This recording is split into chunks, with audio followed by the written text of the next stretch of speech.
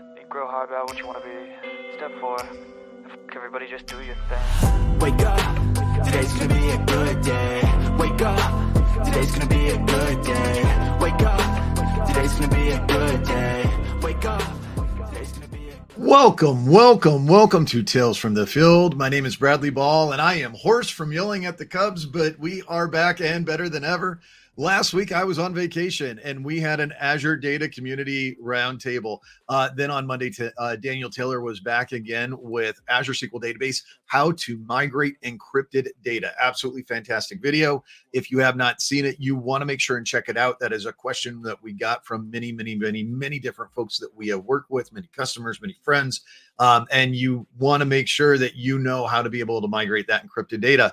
So much to see, so much to do. You don't want to miss a thing. If this is your first time finding your way over to our YouTube channel, give us a like and give us a subscribe. We drop content on Monday, Tuesdays, and Wednesdays. On Mondays and Wednesdays, we have we have our MS Tech Bits. And then on Tuesday, we have the Azure Data Community Roundtable, which is what you are here for. So come and join us. We are here to celebrate the creators in the community for the community. Want to interact with the show? It is so incredibly easy to do so. All you have to do is make a comment on the stream, and one of my amazing co-hosts will see that. They will add it to the stream, and you will be a part of the show. Let's get rid of that banner, Josh. And what are we going to do next? Well, I'm going to introduce these amazing co-hosts. I am joined by the man in the hat himself, Mr. Josh Luedeman, the best beard in the business, Mr. Andrés Padilla, our one and only Robin Hood, Mr. Marco Aurelio Cardoso, and then Dan, the Mountain Man, is off today. Dan, we appreciate you. Hope you're doing great out there. And you know, like a good whiskey, he just keeps getting better with time. It's your friend and mine, Neeraj Jhaveri. Quick call to action. You are here for the Azure Data Community Roundtable. So what do we want you to do? Well, we want you to join in the Azure Data Community. How do you do that? Well, you go over to Microsoft.com, you go to the Azure Data Community website, and you make sure to be able to join in. You can find a user group, submit a user group. If your user group is not a part of this, you can also join it. There's a listing of events, so many wonderful things to do right there. You definitely want to make sure and check that out. And then after you join a user group and you become a big part of the community, what do you want to do? Well, we want you to get some free training. Make sure you head over to SQLSaturday.com. You can see there's a whole bunch of wonderful SQL Saturdays all around the country that are going to be coming to you very, very soon. We love participating in those. And so you want to make sure that you go find one in your local area and you join that. And if SQL Saturday isn't enough for you, well, where else can you get training? Well, go take a look at Data Saturday. We have Data Saturdays occurring throughout the globe. Some of the top consultants in the world, Microsoft employees, Microsoft MVPs, all people will be there devoting their time to you, the community, helping you learn. You want to make sure and go check out these great resources. And if you're a fabricator like I am, well, what else are you going to do? Well, you want to make sure our hearts are going to be there, but there's going to be a great contingent of folks who will be over in Stockholm, Sweden in September, the last week of the year. It's going to be an absolutely fantastic in-person conference. Wonderful stuff. And you want to make sure and check that out. And again, if you are a fabricator, well, you want to be learning. So where you need to go? You need to go to the Microsoft Fabric Learning channel. And you want to make sure and check that out. Make sure and join there. We're close to 4,000 members. We're a part of this. The product group is part of this. It's a wonderful place to go and get data. Whew. Now, with all of that, I was out last week. I caught a good portion of the show while I was eating lunch over at Mazzaro's. If you've never been in St. Petersburg, Florida, Mazzaro's Italian place is somewhere you got to go. They got a bakery. They got a fresh pasta area. They have world-class subs. They have a whole area with pies, cakes, cannolis. I was going to say Coco's in the background. Coco wants to be a part of the show, Josh. It's honestly that, too. She never comes into the office, ever. That's why I turned and looked. I know I'm supposed to ignore it and stare at the camera and be a good, co-host on the show. Get her on your lap. Bring her up here. The dog walks in for like the first time in my office in a month, and I'm just sitting here going, what the hell? Oh, no, even better. Well, she was laying down until I moved my chair. She's like, oh, Are we going Yeah. somewhere? I was going to say, yeah, now she wants to go for a walk. Well, Josh is, She's Dan laying and back Josh there will be again. out for the rest, for the remainder of the show. But anyway, Mazzaro's fresh manicotti, pizzas. They got a place where they roast their own coffee. They've got a cheese area and they make fresh mozzarella every single day. They've got a wine area, butchery, you name it, they got it. Andreas, have you ever been to Mazzaro's? I have not, but you're killing me, man. Like, I haven't eaten breakfast, and this sounds amazing. Send me a coupon. I want a coupon. But I don't know about a coupon, but I tell you what, if you make it up this way or you make it over to St. Petersburg, you give me a call, I'll come meet you. You could spend a whole day there. I shopped there all week long, and it was absolutely amazing. So Neeraj, Brad is back after talks with the aliens. Marco says, are we taking turns talking to the aliens? Do they give you a heads up, or are they just gone? My understanding of the way things work, Josh is right. Just one day you're here, and the next thing you know, take a lightsaber, robust negotiations. I'd like to say that everything was going to work out nicely, but I come in peace. Get a colonoscopy after they leave because you never know what they did. I did not. I've still got to schedule mine. I didn't get one of those. Then again, there was. Baby. Josh likes to party. It does. He said that he thinks the talks have failed. I saw the Cubs lost at least once. As a matter of fact, the Cubs lost twice. This is a year where we are below 500. Things are not going well for my Cubbies right now. We still have up to the All-Star break to figure it out and turn around. But there's a reason this voice was that hoarse. And I used that. I looked at that as like a smoke signal. I'm like, well, Brad's out talking to the aliens now. Maybe he can get, make some headway where I couldn't. And then when I saw the Cubs lost in Tampa, I was like, well, so much for that idea. That went out the window. Yeah, needless to say, that did not put me in a good mood for the rest of the negotiations. They were at a disadvantage. Maybe it is. I got to say, I think if there's any one of us that would be excited to be kidnapped by aliens, it's Dan. I think Dan has been kidnapped by aliens and he's waiting for another trip. Maybe he is the alien all along. I could be. If nobody else gets kidnapped after this, then we know it was Dan. Also, we hope Dan comes back. Makes so much sense now. It really does. There's a lot of things now that are starting to fall into place. Speaking of falling into place, I love it when we get some great and amazing content. It just falls into place like magic. And like magic, we've got Mr. Neeraj Jhaveri. Set alerts on real-time dashboards with data activator triggers. There's been so much about this, Neeraj, so much that we've seen from the blogosphere, so many exciting things that you can do with this. Walk us through this. Guy Reggiano, what does Guy have that we need to learn here? So triggers were introduced probably last week, and now you could set up the alerts on the real-time analytics dashboard.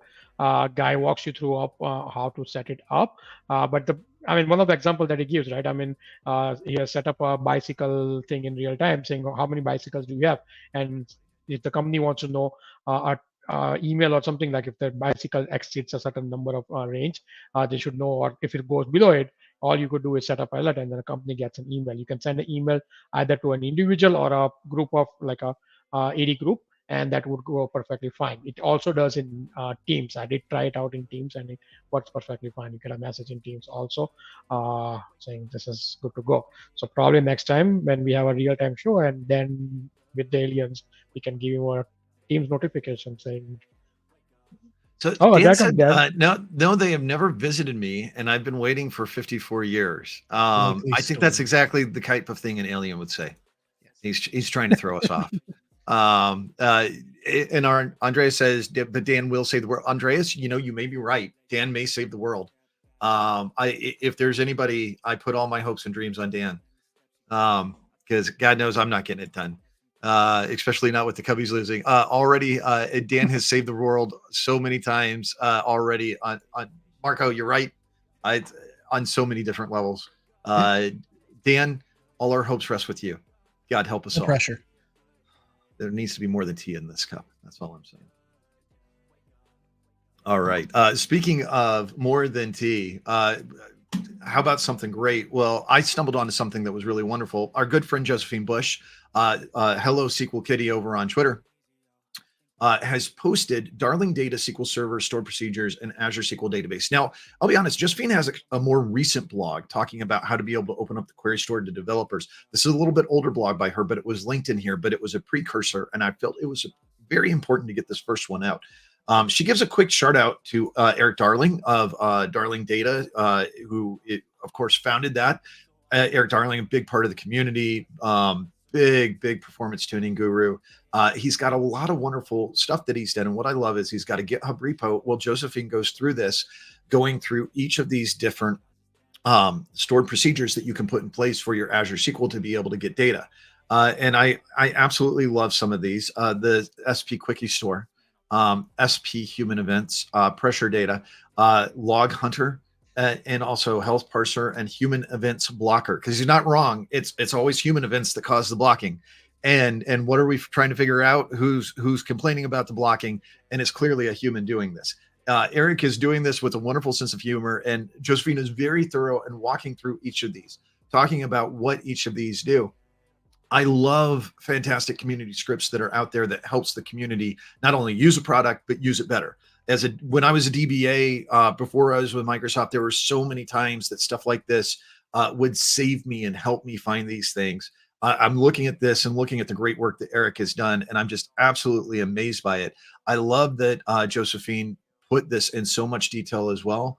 And then there's also examples that she's got over to Eric's GitHub for Darling Data, where you can find examples as well as all the wonderful code that he's got together. This is definitely something I'm going to be looking at more. Look like fantastic and just wonderful stuff. Very, very excited to find this. And I was really, really excited that that Josephine had put this together. So speaking of being excited, right? I look through the links and I see this next part and I go, wow, this looks really, really interesting. I'm very excited. What a wonderful and amazing, knowledgeable human being put this together. So that way I could learn from this. And of course, you know who I'm talking about. It's the best beard in the business, Mr. Andrés Padilla, with the AI toolkit for VS Code. Install locally, run LLMs locally in Windows. Andreas, where has this been all my life? What we got here, buddy? This is great little video by Fahad Mirza. I thank you for putting this out for us. He, in 8 minutes, gets us in and out, with VS Toolkit installed on VS Code. You download it.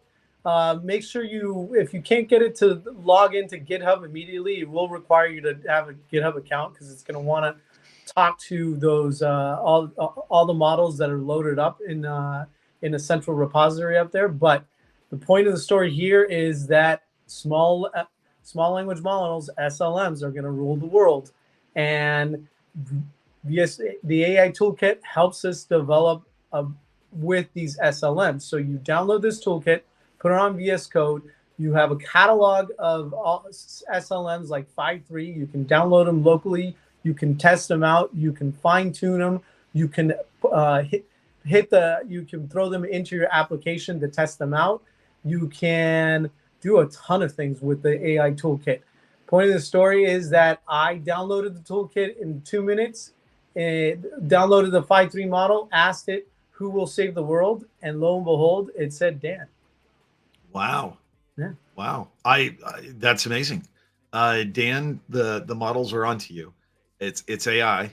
I'm not sure how you feel about that, buddy, but they're coming. Maybe run, pack a bag. I don't know. If anybody comes up to you that seems to be very Arnold Schwarzenegger-esque, and ask if you know where Dan Taylor is, you should say Dan Taylor who, and then run. That's all I'm saying. But no, I love the small language model portion of this. Marco, I see you ready to go. I didn't know if you had something to add.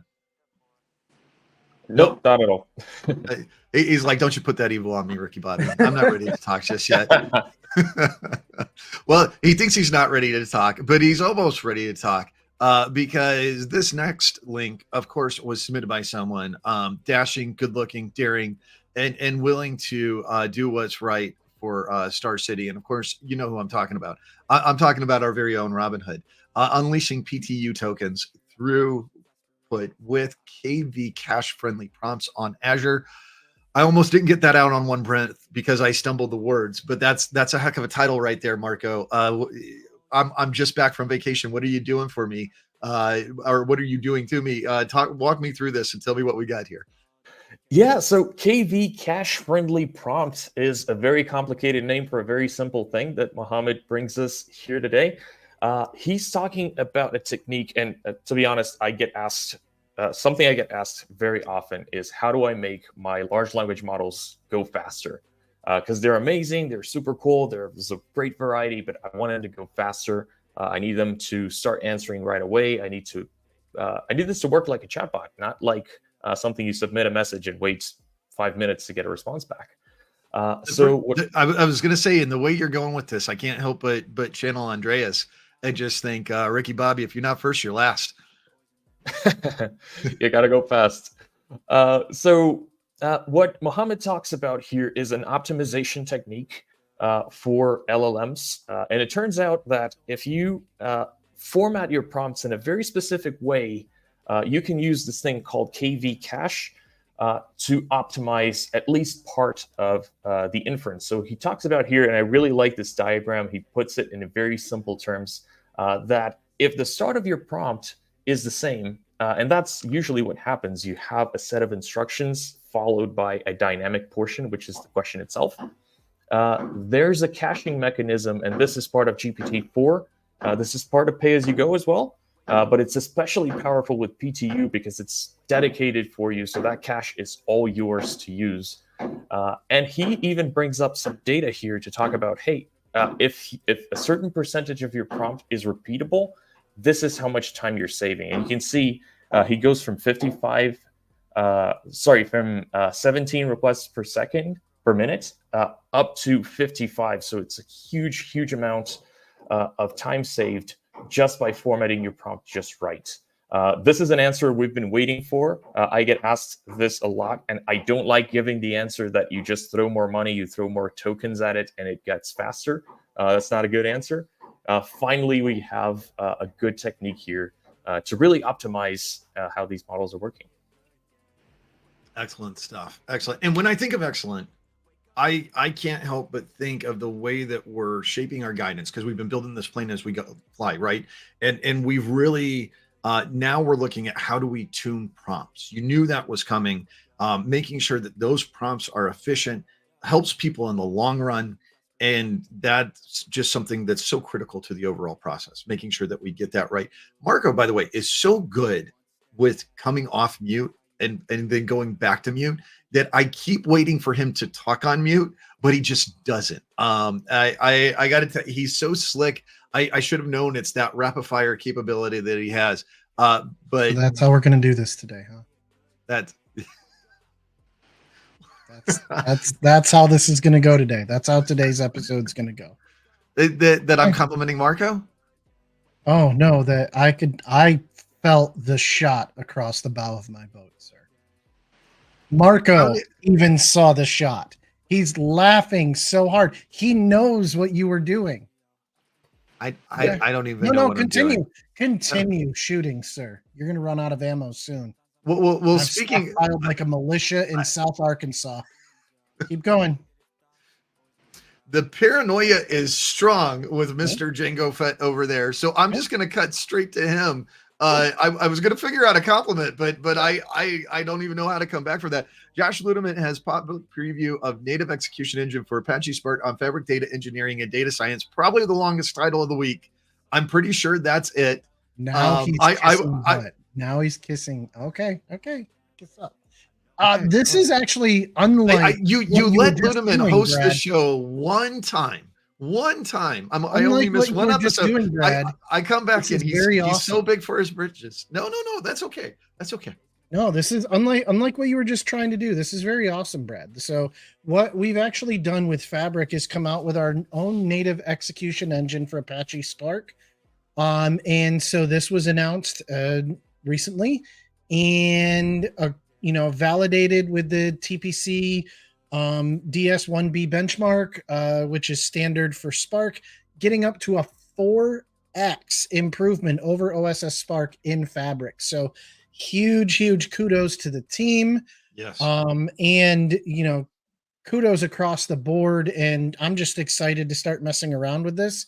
It talks about some of the things that we put into it, including Apache Gluten, which basically helps to make, the JVM, offloads the JVM based work, to SQL engines to a more native engine instead of just running it in a Java virtual machine. Little things like that make it add to that, to that performance enhancement that we get in here. A lot of other good stuff in there, goes through the architecture too. If you really want to get into, the deep, whatever pieces of what's going on in here. It talks about the gluten plugin, how it works with Spark, the Velox execution layer, all the whole thing of how we've made this so much more important, performant. But again, at the end of the day, what I think most of the people were concerned about, 4x performance improvement in Apache Spark on Fabric. Absolutely. So about 2 weeks ago, we had an article by Sandeep Parwar kind of breaking this down. And I love that this is the official public preview announcement because people have been waiting for this. Yep. Bogdan Kravitz even commented on there that he felt like California Bear was a good open source name after we had kind of discussed what the next open source project would be after gluten, because we needed to go gluten free, right? How do we get that? And he liked California Bear. I love this engine and I can't get excited enough about this engine. As a matter of fact, what you noticed was I was boomeranging because I was trying to figure out how to give you a better compliment because I am so excited about this. This is such a wonderful breakthrough that our engineers put together. And like I said, in many ways, I compare this to in-memory OLTP in the way that we're taking Spark code, we're recompiling it down at the C++ level to be able to get a native execution optimization that we have to be able to increase that. What an amazing transformation. And it makes sense, right? In-memory OLTP, in-memory technology, Spark in-memory technology that, looking at how we can do this compilation. And there's even a failback process. If it looks like the compilation won't be faster, what you'll just do is you'll use traditional Spark. So it's a wonderful, wonderful process. Now, because of this, in honor of this, Josh, what I'm going to do is I'm going to ask a couple questions before we get to the next part of this, right? I think there's a wonderful opportunity for each of you to be able to shine from a technological basis. So I'm going to start with you. One of the things I've been doing, I've been working with a lot of different customers, a lot of different folks, and we also get a lot of great questions coming into the YouTube channel. And so one of the questions that we have is how somebody has terabytes and terabytes of data on SQL on-prem, but they're having difficulty extracting the data because if they do it like as a CSV or they do it using the export wizard, it puts some funky characters in there, which of course you can't have those characters. You got to have the data in a very good resident state. And so they're looking at how do they export terabytes of data so they can get data up into Fabric so they can begin working with like a very realistic set of their large data for a POC. What are your thoughts and what's a recommendation that you have? Because I know that you have a really great programmer's mind and that you've worked with a lot of code and stuff like that. And you've done a lot of work with big data. As a matter of fact, you and I, going back years, did a ton of big data engagements together. So if I were asking you that question, what would you say? How would you solve that? So give me an idea, right? We don't have to have the full answer, but no. Yeah. I mean, for Fabric, you could use Spark with Python and SQL Alchemy. That would be a real easy, quick way with the compression and things like that. But when I look at, the customers I work with too, for instance, if they're not familiar with maybe Azure cloud services and things like that, where their team could benefit using the POC to learn some of that Microsoft tooling that, some of us take for granted that's just baked into Fabric, I might recommend to them that they look at pipelines just to get their development team's hands dirty in Data Factory as well, so that they can get familiar with it a little bit more and just do some basic copy data. So, Gene has talked about it with metadata-driven pipelines and things like that, if possible. Or, again, if performance is key and you're, you're looking to do it. Let's say the test out timeline is Python engine. really tight. Let's say we got let's say it was an all day engagement where me and you are consultants again. We got 2 weeks to get the data out, forklift it up, and do something like that. Oh, I'm going to do it in Data Factory pipelines then, because I don't have to write any bit of code or anything like that. I'm just dragging and dropping a bunch of stuff, and it's going to fly. Interesting. No, I appreciate that. Okay. The development time for writing lines and lines of Python or drag and drop in the WYSIWYG editor for Data Factory. Okay. Yeah. Interesting. I like that. Okay. So up next, I have my next article. And when I saw it, I was very intrigued by this because I love anything that has to do with the community. And of course, the man is intriguing in and of himself. And who am I talking about? Well, Mr. Neeraj Jhaveri solved Fabric community posts are now available in the Fabric help pane. Neeraj, what's going on here? Yeah, so the reason this is not technical, but this is something that would help the community, right? What the Fabric team came out with is they came up in your help section where you can search for an article, you can search for an idea, or you can also search for and ask the community, right? You can get the help right up there. What you could do is type in a question in there, and right there you'll get some answers what the community is saying, or if there is some document assigned to it. And if there is nothing in there, you can definitely submit an idea up there. Everything in one help pane that could help you move up there. A definitely brilliant idea, I would say, just because now you don't have to go multiple places to do searching and all the stuff. You are in one place in your help section looking for answers, and people are giving you answers right on the spot. So very quick, easy way from the community also to get an answer. And I like the idea. I think that was a brilliant idea to bring up. I love it. I love the consolidation of this all sitting in one place. Yeah. Because when you have an issue, what do? You go out and you search for it, and then you go to a forum and you end up looking at the forum post. This just brings this to you within the tool, making it readily accessible to you. So Neeraj, I've got a question for you. Let me hit you up. I'm going to stick with Microsoft Fabric for us. So I've got somebody and they're a customer. They do a lot of ISV stuff, and they're looking at utilizing Fabric, but they want to make customer data available to customers. They're looking at how do we do this on a granular basis, right? They want to have a large EDW, but they want to give customers access to their data. But they don't want to add them to a workspace, because if they add them to the workspace with the EDW, then they get to see everybody's data. Based off of some of the new security announcements that we have and ways that we could architect this, how would you put together a solution for this? I would say put security on top of the folders. Segregate the folders using the security, and then just give that particular folder on the one lake access to them. So like a shortcut where they can only see something that belongs to them, or whatever the access they have been given to given in that scenario would be a better option in there. Now with one lake granular security, that would be very easy to work with it. If they are looking for, or you could also do it through a workspace, they segregate with different workspaces, but that might be a little bit overkill at that point of time. But I think on the one lake layer with the security, it should be able to do it. Well, I like that, because you could, so if we take that other workspace example, right, you could do a workspace per customer. Mm-hmm. You could set that up should be too much, setup. Well, you could do groups, and then you could do a shortcut from the main lake house to a sub lake house for customers to be able to access their data. Customers have their customer workspace just defined to them, and they only have access to the data that you've granted through the role-based security. Correct. Yeah, because that role-based security is some amazing stuff. When we had Aaron Merrill on to talk about it, the fact that you could access individual tables, but you could also access subfolders as well, and only specific subfolders. Incredibly powerful stuff.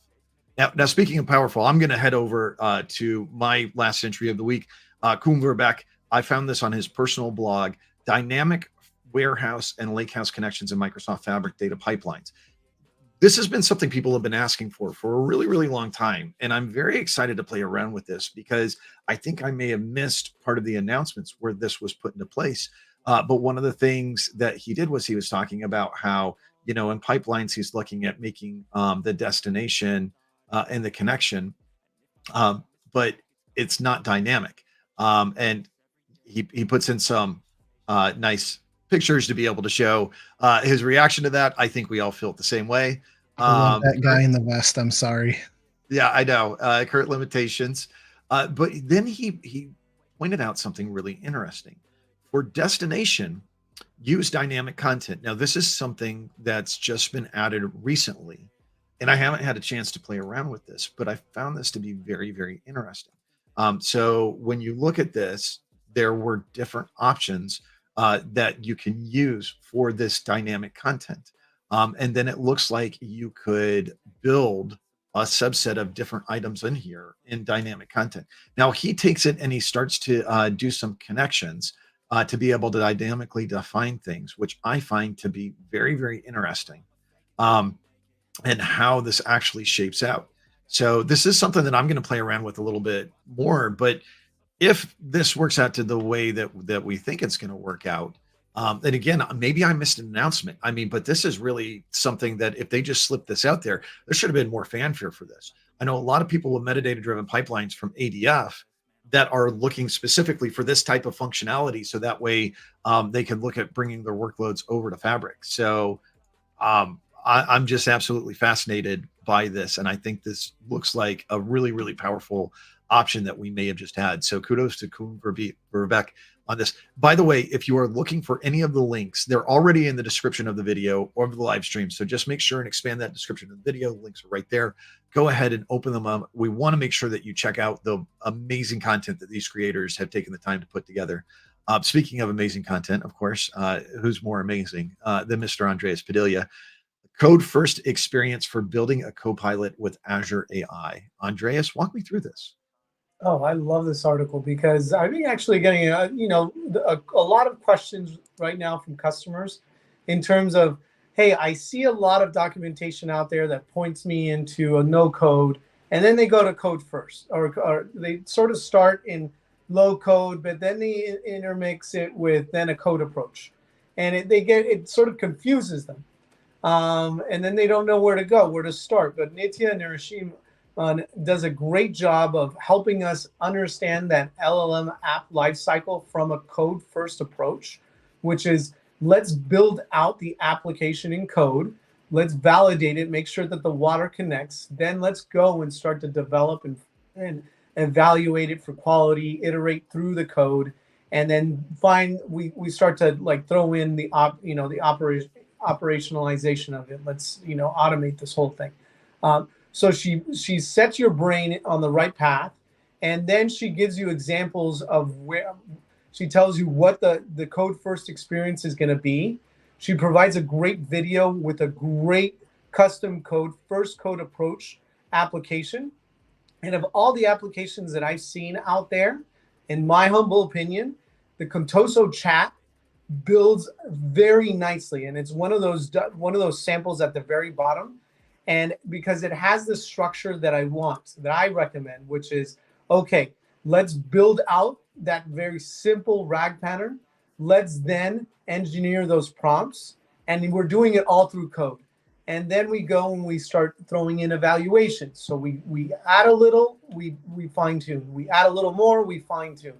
Then we go into how do we deploy this in code, through code? How do I deploy this into a web app or an API, with an APIM front end, all that good stuff.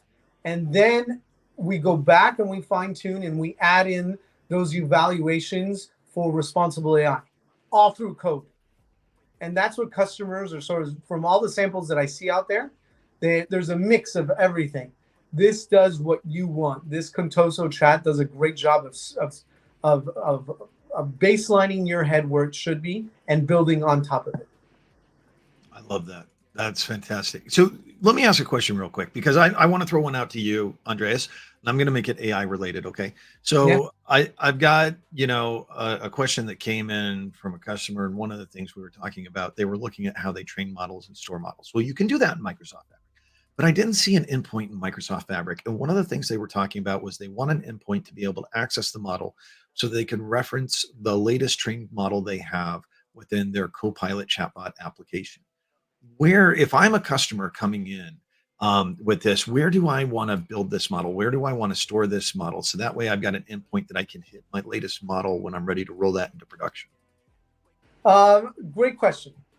So Microsoft, where you would initially start off with there, if you're going to deploy this model in a web app, or an API, where it's going to be consumed through that. Where like I call an API or I call a web service, and then it points to the model. I would point customers start off with Azure Machine Learning, because Azure Machine Learning has a great ecosystem for managing the deployment of those models, not only training it, but managing them and giving you different landing zones or different endpoints. So you have at your disposal Azure Machine Learning managed endpoints. What do I love about those? Microsoft, there's some compute back there. The model goes in there. Microsoft manages those endpoints. You don't have to patch them. You don't have to do anything. Microsoft, if it starts to get bogged down, they can scale them out. I love that. Then they give you other options. You can, if you wanted to, you can deploy a model in Azure Function. You could deploy it in an app service. You could put an API management in front of it in order to like do some load balancing. Or if you want like really production level scalability, you can deploy them into a Kubernetes cluster, which is what you'll see a lot of the customers, a lot of the documentation says, yeah, deploy it into a Kubernetes cluster, containerize this, and then, but you're going to go into the world of Kubernetes and have to manage that. Now, could you intermix this with Fabric? Not really at the moment. For that ease of use endpoint deployment, you'll use machine learning to deploy those models into any one of those various endpoints. I did find something. Actually, what I want to say there is that Azure ML is very well suited for real-time and batch endpoints. It has a mature ecosystem just dedicated to that. So that's what you'll see the documentation pointing at, for if you're trying to access the model through an API or web service, I would tend to lean them into using Azure ML because it's a very mature service for endpoint management. All right. I like it. I like it a lot. And speaking of things that I like, of course, I like our Robin Hood, Mr. Marco Cardoso. Marco, you've got enhancing training search experience with Azure AI Video Indexer. Walk me through this. How are we training our search experience for the AI indexer? Actually, we're enhancing our training experience. This is a scenario, actually. So I really like these blogs that talk about the new stuff, the blogs that talk about how to do things in general. But every so often, I really like to see one use case, a consolidated scenario that's just so well done that it gives you all that you need in order to build out your own solutions. So this scenario is about locating training content for, let's say, Cardoso. Let's say an employee is looking for content to skill up, to learn about the company, HR, whatever it is they're looking for. And the solution is all about using Video Indexer and other AI tools to better create that sort of, or curate that content so that it's easily searchable and that folks can find and get to the right information without having to sift through a lot of content. So in here we have a very short blog. The blog actually summarizes this really well, but there's a GitHub repository with the actual code behind it. You can deploy it yourself. You can see how it works. But it goes all the way from extracting metadata, so the data part of getting these videos in, extracting information about them and indexing them, putting them into a structure that's easy to search and find what you need. Then they go ahead and integrate ChatGPT so that they can actually generate or do some sort of RAG pattern on top of that data so that you don't even have to watch the videos anymore. You can ask questions about them and get information back. And finally, we have a search interface. Not everything has to be a chatbot. So you can also integrate AI search and other search tools in order to create a better user interface for querying and finding the right information in this data. Super quick and a quick and very interesting blog. Very easy to follow through, and it has the code. I really like the code. I was super excited to see Andres's blog as well about code first.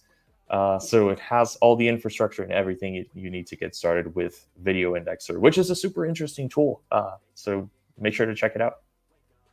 Very nice. I love it. Great stuff. And speaking of great stuff, last but not least, and hold on.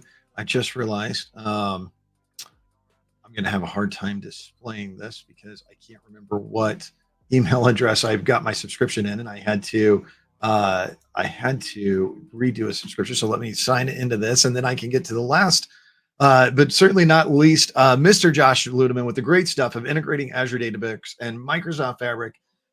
Josh, what have we got? How are we integrating here? And Josh is on mute. There we go. Nice.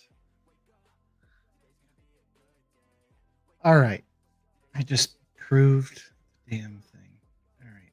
Never mind. I haven't said anything. You're still great. This is a great topic. It's okay. You're wearing your Star Wars stuff. I believe in you. The Force is with you. Pull it together. I'm completely fed up. There we go. So with this article, I brought this one out similar to, you were asking us questions that the customers had brought to you recently. One that has come up a decent amount is I have Databricks. Fabric looks cool, but can Fabric and Databricks live together? And so when I came across this article, it actually gives 5 different architecture patterns that, that this person has run into and actually used with customers to integrate Fabric and Databricks together in some common architectures. One of the main things that pops out, to him in this article is really looking at utilizing, Databricks, with some of its power around, really just straight Spark execution engine, and utilizing Fabric from more of an analytical engine and reporting piece. I think there's some other cool things in there that he incorporates. There's obviously using the reporting and analysis layer, using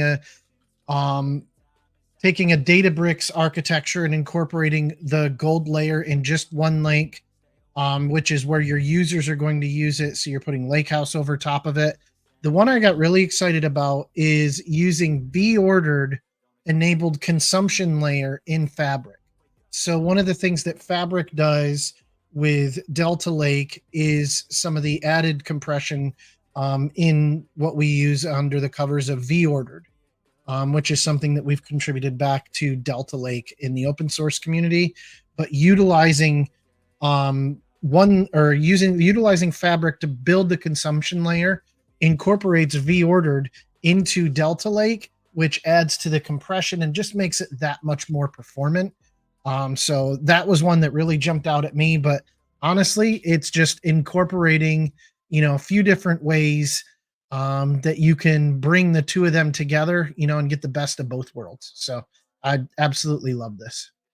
Yeah. And I think it's a wonderful idea, right? Because one of the things we've talked about for a long time is for people who are out there using Databricks, you can integrate the utilization of Fabric. Like you're probably already using Power BI with your Databricks environment, right? So there's just an extension. One of the great things about Fabric is you can pick and choose which pieces that you want to use.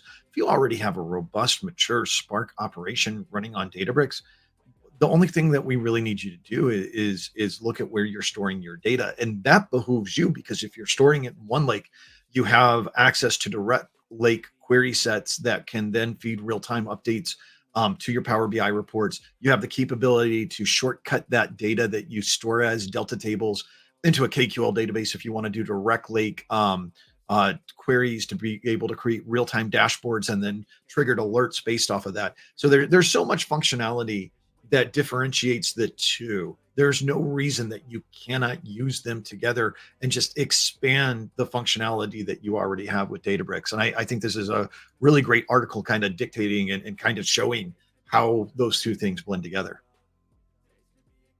So, agreed. Oh, yeah. So, and I totally forgot. I forgot my question for Marco. So Marco, I want to make sure, and I want to circle back. I want to ask you a question.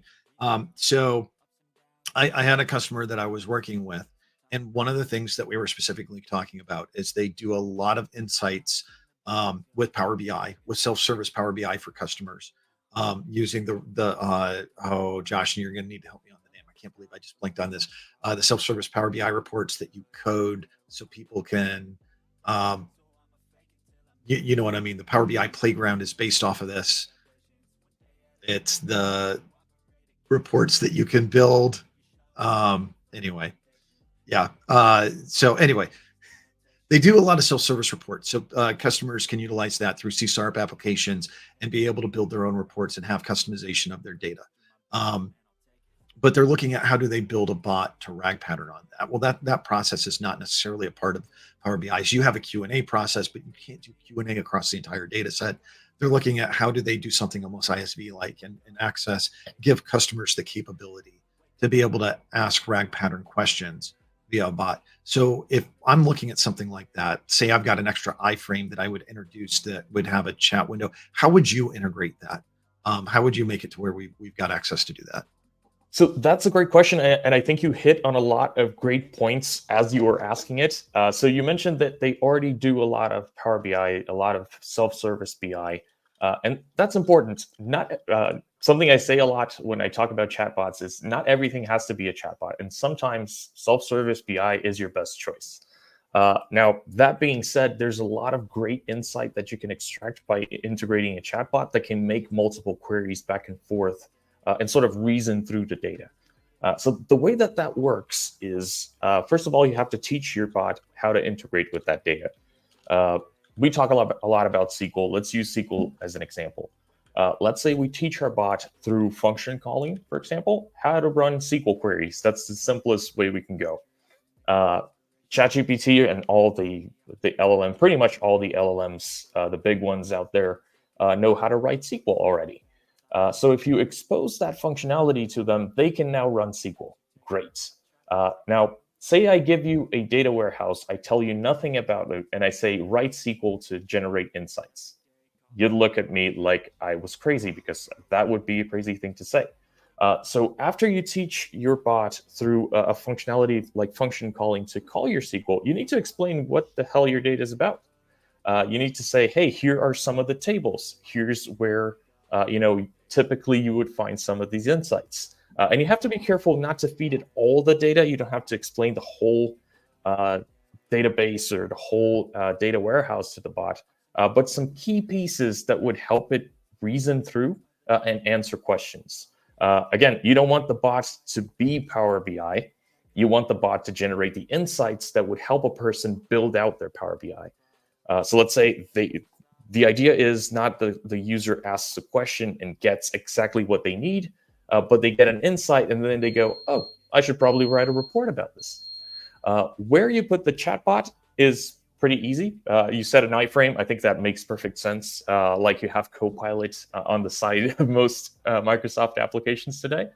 That makes sense. How you hook it behind the scenes to your SQL pool or to your data warehouse, that's an entirely separate process. So I think it's a lot about teaching the right things and having the right expectations of a chatbot application like that. I hope I answered your question. No, that was wonderful. I absolutely love it. We've had a good chat going on in the comments, and so the one thing I have to say is if we're going to have an official key phrase to let people know that we've been kidnapped, I think individually it would work for Luedeman, because we all know if Josh Luedeman called us up and said, I'm going to order a pineapple and pepperoni pizza, we would go, Josh, what's wrong with you? Do you need help? Please text your location so we can get the police over to you. We would know something is wrong. If I say that, you're just going to go, yeah, that's what Brad would do. So it doesn't work across. And even if you are, that you are kidnapped by aliens, you deserve it because you like pineapple on pizza.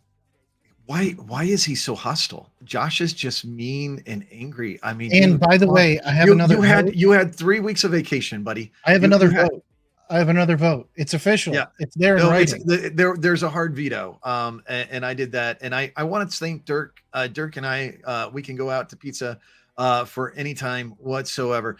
Josh, though, Josh, buddy, you need another 3 weeks of vacation. I think you just need to go. You're done. Be happy next time, man. Be happy. That's all I'm saying. Maybe try a little. I'm happy when they don't know what you're missing. Ridiculous things. I think that would make you happy. But next time, maybe have coffee before. I don't know. A massage. whatever it is. I'm already done with my first cup It's in not- my wonderful mug. it's not Too, enough. by the way. I hope That is wonderful. Brad did not say next time I'll send you pizza on pineapple on pizza. Thank you. We should send that as a delivery to Josh's house, and I think he would immediately know that's a prank. No matter what, though, he's going to blame me. He would. But if you let me know it's Don't do coming, it. Neeraj, I'll go over there and I'll just get it off his doorstep and eat it, so that way he doesn't. But just Josh, throw it out. I'm with you. I don't like pizza on pineapples. No, yeah, Pineapple. go ahead and send it to my door. I will make So I'm gonna- a nice little video. I'm just going to of shortcut me- Josh being angry. I'm going to propose that our new code word is raisins and potato salad. Raisins should never be in potato salad. Oh, well, that's- That is a morally corrupt, right? That's I everybody don't can get on know that who would bandwagon. do that, but I think if we're looking for a kidnapping phrase to make sure that we're all safe, we all know something is terribly wrong if it's raisins. I've only ever heard about it in an SNL skit, and I just thought, what was wrong I've seen with the it. person who It's did that? not. Oh, you've Hey, seen Brad, it? do you exclusively like bad food, or is that just two coincidences in a row? No, I do not put. I need to make very, very perfectly clear. I do not put raisins in potato salad. That is where No, you're wrong, my no. friend. That Wait, is the what? best part. Oh my God, you put Yeah. raisins in potato. Yes, I do. Oh man. Josh and Marco just became best friends. No. I think I'm alone on not this in one. raisins in potato salad. No. Wow. I was cheering because I thought he was. Oh no. No. Have you Uh, tried so it though? I TJ will just try said pineapple grapes on and pizza- chicken on pizza, salad. but- Well, I can do. So I'll be honest, TJ. I've done grapes and chicken salad before, but I much prefer like a savory kind of Cajun chicken salad, like a blackened chicken salad. Maybe that'll have some onions and some celery in there, but that's about as close as I get to fruit in my chicken salad. I'm categorically against fruit in non-fruit things, right? Like, Yeah, you was say trying that, but to you have improve my- tomatoes in pizza, and Like, tomatoes when- are technically a fruit. So I remember standing in the line at like Wendy's one time years ago, and they had this strawberry salad, and I'm like, why the hell would you do that to the lettuce? You I know, know. and then orange slices in another one, and I'm like, oh my god, what are you yeah, doing? I don't get Pineapple fruit. on pizza. So do we What's agree on wrong that with one? you, I don't get fruit in anarchist? salad. You know, somebody like strawberries or oranges in salads. No, maybe that's our call for help sign right there. But Just a grilled apricot. Oh. Those are good. yeah. grilled Oh, wait, did you say oranges on frijoles? Oh, Oh yes. oh, Marco. What are is they that? doing to you down? Oranges Hoda? feijoada. Oranges on a frijolada. Yeah. Yeah, I'll search a picture for you. It's beautiful. It's these gorgeous, very oranges, and they typically sit on a plate, and you have them afterwards. And it's supposedly that I helps with get. digestion. So that I get, and that's actually that was something that I learned as a part of Japanese cuisine. Very often in Japan, you'll get an orange or some citrus fruit at the end of the meal, and it aids in digestion. So that's a real one. I can go with oranges, but TJ brought the sanity back, Brad. yeah, avocados and burritos. Yeah. Yes. Oh, they gotta have some avocado on burritos. I do guacamole in yeah. my burritos. I'm partway there, anyways. You know, just extra seasoning. So. I was gonna say it's common just to have an avocado sitting there as a part of a meal with some bread. I mean, you know, that's at least Well, you were talking about, California Bear is a code name for a project. Yeah. You know, just because of California, I'm sitting here going Apache avocado toast. Well, I think we've got a second project name. I would definitely go for avocado toast as a Python package that we're invoking for some level of AI ML. I think that Yeah, we gotta work on the length though. We're not trying to go for longest title on this one. Just saying. All right, I think we've gone a little bit off the rails there. So thank you all so Hello? much for joining us on Tales from the Field. This has been a blast. It's always my favorite hour of the week. Thank you, gentlemen, so much. And to everybody out there, for Josh Luedeman, Andrés Padilla, Marco Cardoso, Neeraj Jhaveri, I'm Bradley Ball. Thank you so much, and take care of one another. Be good out there. Bye. Bye, everybody. Good day. Wake up. Today's gonna be a good day. Wake up. Today's gonna be a good day. Wake up.